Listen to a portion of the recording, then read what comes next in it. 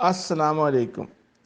کراچی میں جو ایکسچینج پہ حملہ ہوا اس کے اوپر اجیت ڈووال کے فنگر پرنٹس ہیں۔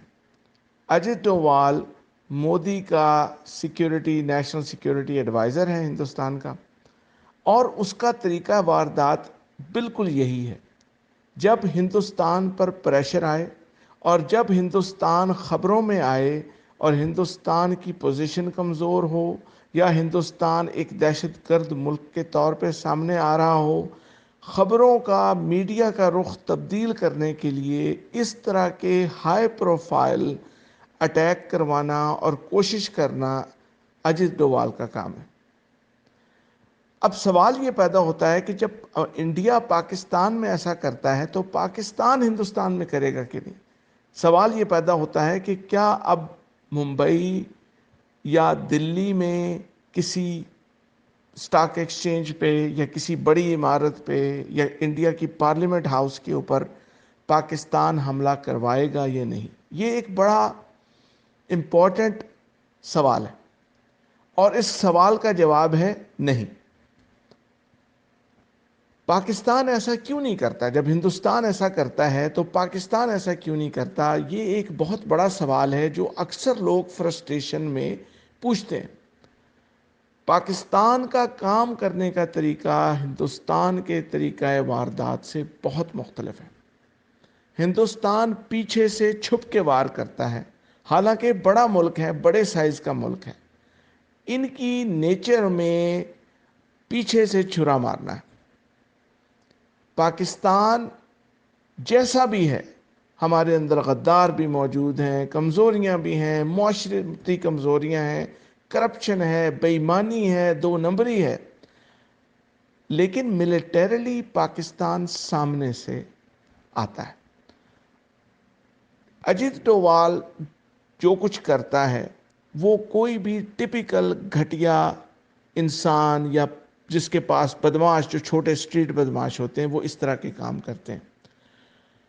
پاکستان کے پاس ترپ کا پتہ ہے، پاکستان نے اس کو سینچا ہے، اس کو ڈیولپ کیا ہے، اور اکثر اس کے اوپر ملیٹریلی کوئی بات نہیں کی جاتی۔ عوام کو، پاکستانیوں کو اس کا ادراک ہے، لیکن اس کے اوپر کھل کے بات نہیں کی جاتی کیونکہ ملٹری اس کے اوپر کھل کے بات نہیں کرتی۔ اور میں آپ کے سامنے یہ کلیئرلی پریزنٹ کرنا چاہتا ہوں، رکھنا چاہتا ہوں، افیکٹولی تحریک طالبان افغانستان پاکستان کی فوج کا ایک ونگ ہے۔ یہ ایک بہت بڑی بات ہے یہ کہنا۔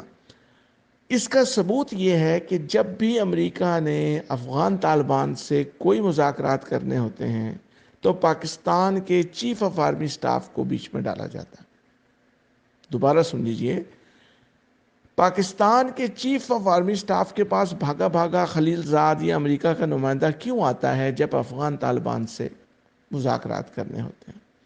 یہ چیز ہمیں کلیئرلی بتاتی ہے کہ پاکستان کی آرمی کی بڑی سٹرونگ کوآرڈینیشن جو ہے وہ افغان طالبان کے ساتھ ہے۔ اور یہ بات میں اس لیے کر رہا ہوں کہ پاکستان کلیئرلی جہاں پر پاکستان کے مفادات پر جب اٹیک ہوتا ہے تو اس کے جواب میں ہمارا رسپانس کبھی پاکستان کی آرمی دیتی ہے، کبھی ISI دیتی ہے، اور اکثر اوقات وہ جواب تحریک طالبان افغانستان سے آتا ہے۔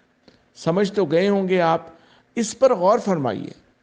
آپ کو یہ نظر آئے گا کہ پاکستان کی آرمی کی، ملٹری کی جو بہت بڑی سٹرینتھ ہے وہ صرف وہ توپ، گولے اور پاکستان ایئر فورس نہیں ہے، بلکہ پاکستان کے وہ ایک ساتھی کہہ لیں، ونگ کہہ لیں، کوآرڈینیشن کہہ لیں۔ پاکستان کی آرمی شاید دنیا کی واحد آرمی ہے جس کے پاس ایک نہایت مضبوط اور ویل ٹرینڈ گوریلا ونگ ہے، جو کہ پاکستان کے اندر نہیں ہے، افغانستان کے اندر بیٹھا ہوا ہے۔ یہ میری پروپوزل ہے، اور میں چاہتا ہوں کہ اس کے بارے میں آپ سوچیں اور اس کے اوپر کامنٹس دیں۔ کیا یہ بات آپ کے دل کو لگتی ہے یا نہیں؟